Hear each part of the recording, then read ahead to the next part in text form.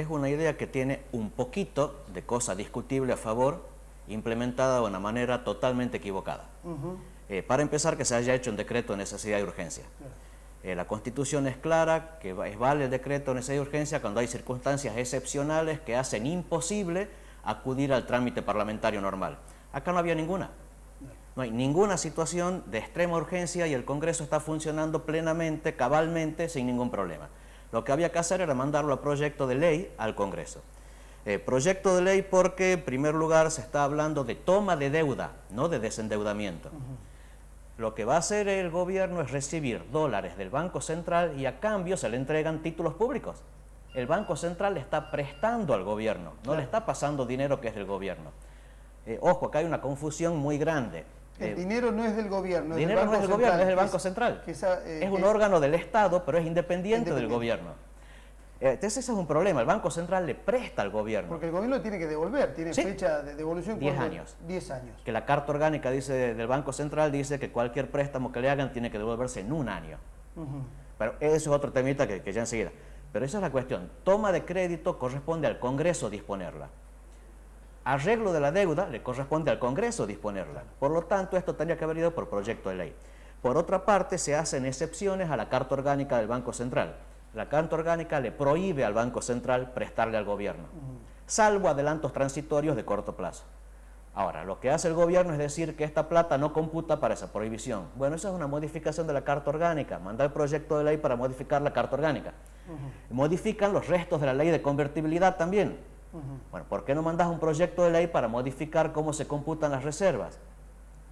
Y adicionalmente se está dando también acá en este caso una modificación del programa monetario del Banco Central.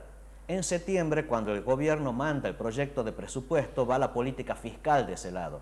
Al mismo tiempo, el Banco Central tiene que mandar el programa monetario para que el Congreso te apruebe coherentemente política fiscal y política monetaria. Bueno, por decreto de necesidad de urgencia están cambiando las bases del programa monetario 2010 del Banco Central. Por todos esos motivos tendría que haber ido al Congreso y que se discuta esto. Si te termina el periodo ordinario no hay problema, ponerlo como único tema de periodo extraordinario de sesiones. El periodo extraordinario donde se debaten solo los temas que plantea el Poder Ejecutivo al Congreso. Ahora, ¿por qué se hablan de fondos de reservas excedentes? Bueno, ahí hay un problema de cálculo, que al margen que está mal hecho el cálculo. La idea es esta. Hay una base monetaria, que es el valor total de billetes y monedas emitidos. Hay reservas en dólares. Lo que dice la ley es que las reservas en dólares del Banco Central tienen que respaldarte la base monetaria. 1 a 1.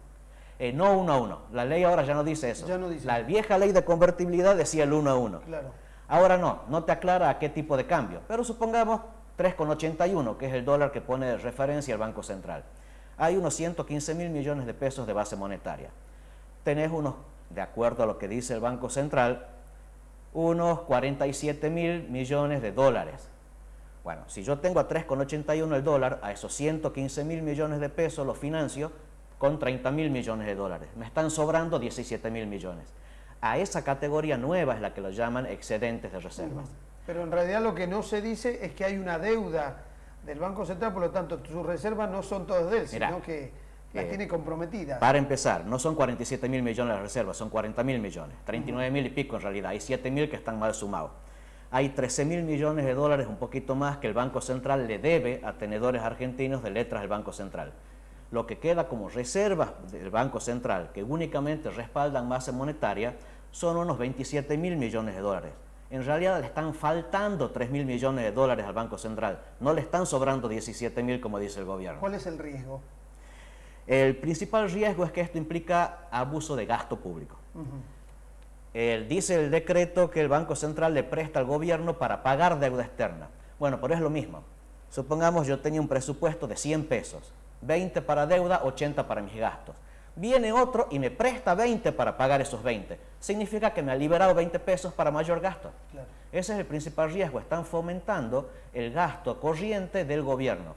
Cuando la Carta Orgánica del Central, en la prohibición de prestarle dinero al Poder Ejecutivo, el objetivo era disciplina fiscal. Claro. Dejemos que el Banco Central, terminemos con eso de que el Banco Central financia el gasto público, si esa ha sido la fuente de la inflación durante décadas en Argentina. Bueno, ese es el riesgo ahora. ¿Vos crees que el mensaje detrás de todo esto es que el déficit fiscal vino para quedarse? Sí. ¿Que comienza a ser de nuevo el veneno de la administración pública? Esa es la confirmación, el mensaje es otro. La confirmación es que el déficit vino para quedarse.